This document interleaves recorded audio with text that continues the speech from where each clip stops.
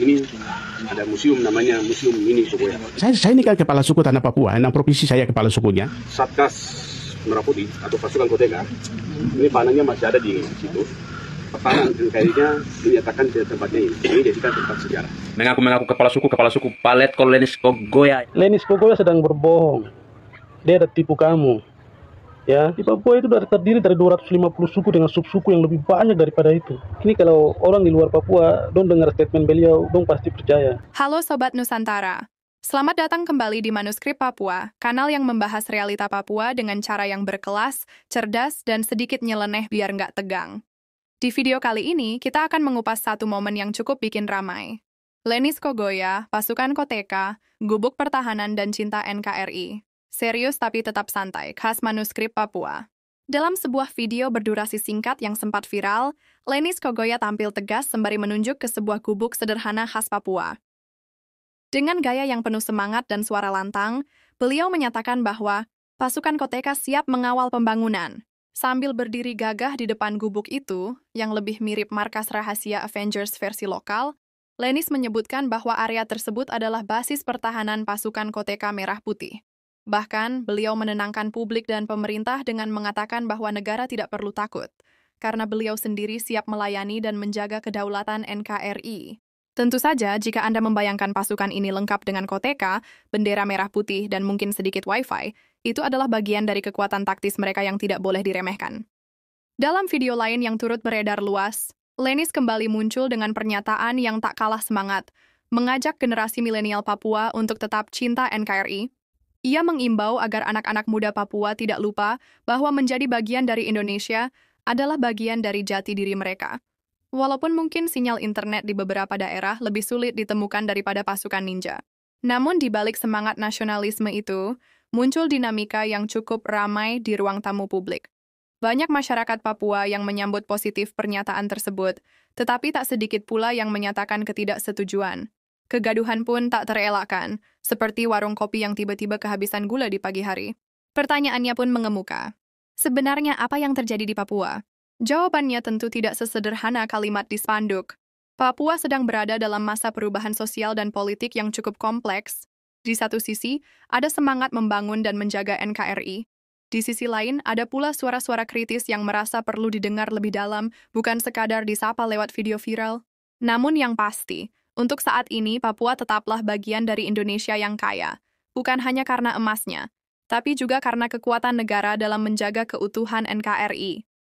Narasi untuk menyatukan antara Koteka dan kedaulatan memang agak sedikit menyimpang dari kenyataan, namun inilah Indonesia.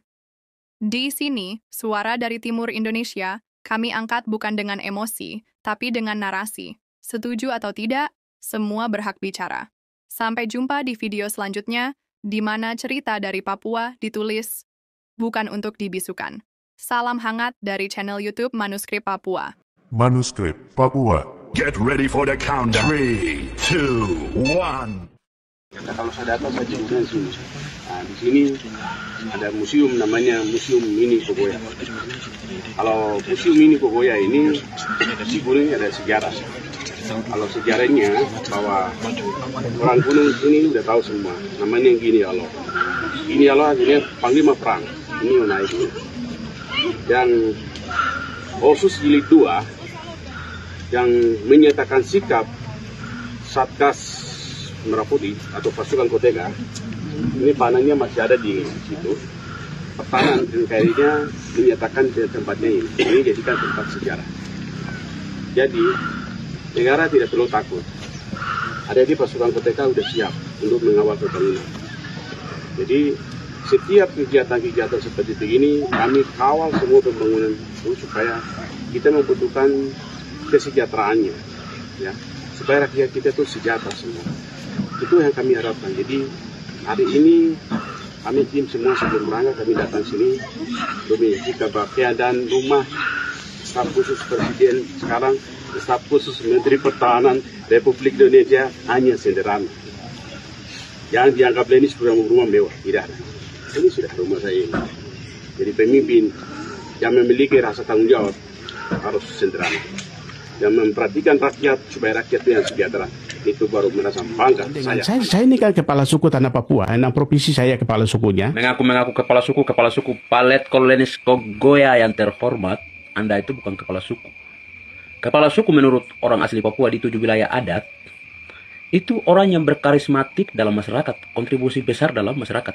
Lalu, kontribusi Anda terhadap masyarakat adat itu apa?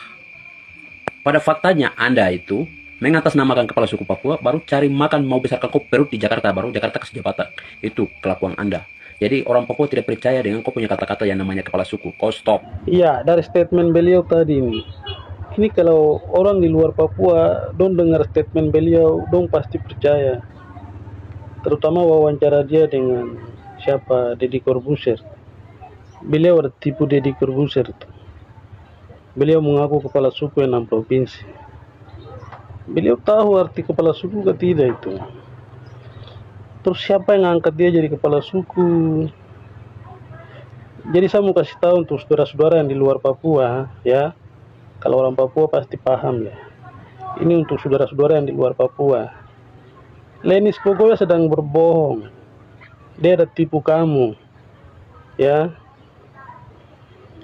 Di Papua itu terdiri dari 250 suku dengan subsuku yang lebih banyak daripada itu. Itu dengan tatanan adat istiadat yang berbeda, macam-macam. Jadi tidak bisa tunduk pada satu kepala suku, tidak bisa. Orang punya kepala suku masing-masing. Begitu. Kepala suku itu kalau kita di Tanah Tabi, kepala suku itu dia mengepalai suku tertentu. Macam saya suku Wangguai. Kita ada kepala suku, begitu juga suku yang lain. Maksudnya marga itu dong ada kepala suku.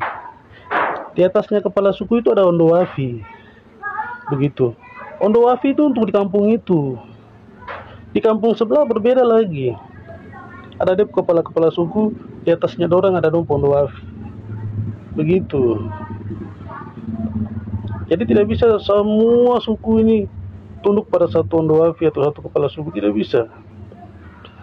Karena itu tadi tatanan adat istiadat, kearifan lokal yang berbeda. Jadi tidak bisa semua ini tunduk pada satu kepala suku. Karena itu tadi fungsi kepala suku itu dipaham adat setempat, dipaham kebiasaan setempat, begitu. Jadi Lenis ini sedang berbohong.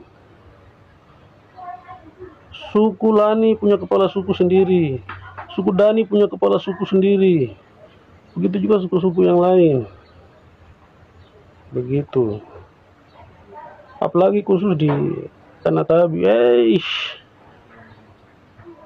kepala suku dalam satu kampung itu kepala suku bisa 2, 3, 4 sampai 5. Satu kampung saja. Nah, di atasnya kepala suku itu ada Ondowafi untuk kampung itu.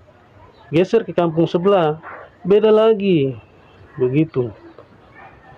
Bayangkan berapa ratus kampung di bawah ini. Itu subsuku, di atasnya ada suku. Macam suku Tabi, gitu. 4 kabupaten, 1 kota. Dari Kerom lari sampai di Ambramuraya.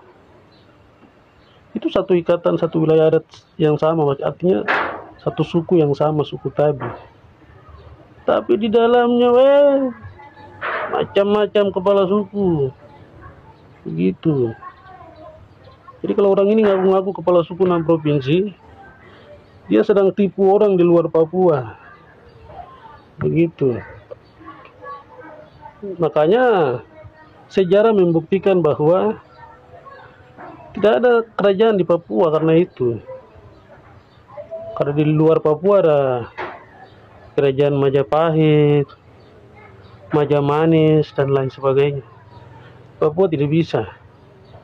Tidak ada raja. Tidak bisa tunduk pada satu pemimpin. Dong hanya tunduk pada satu pemimpin yang punya ikatan emosional sama dengan dorang. Itu kepala suku Ondowafi. Lu tidak bisa taat sama orang yang tidak paham budaya sama dua, tidak bisa.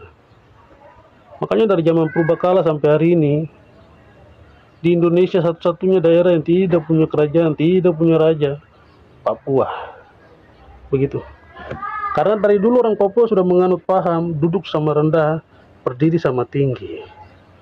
Begitu, jadi tidak bisa tunduk pada satu orang. Satu orang menjajah seluruh ratusan suku di Papua. No, tidak bisa. Jadi kamu yang di luar Papua, jangan dengar Lenis, tipu itu. Siapa angkat dia jadi kepala suku 6 provinsi? Dia sedang tipu kamu. Dan dari segi adat istiadat di Papua itu tidak bisa. Begitu. Kecuali mitra pemerintah, yaitu lembaga masyarakat adat. Itu kan representatif, mewakili suara adat di Papua, itu mungkin bisa. Tapi itu kan bukan dia, orang lain. Begitu. Oke? Sip ya. Manuskrip Papua.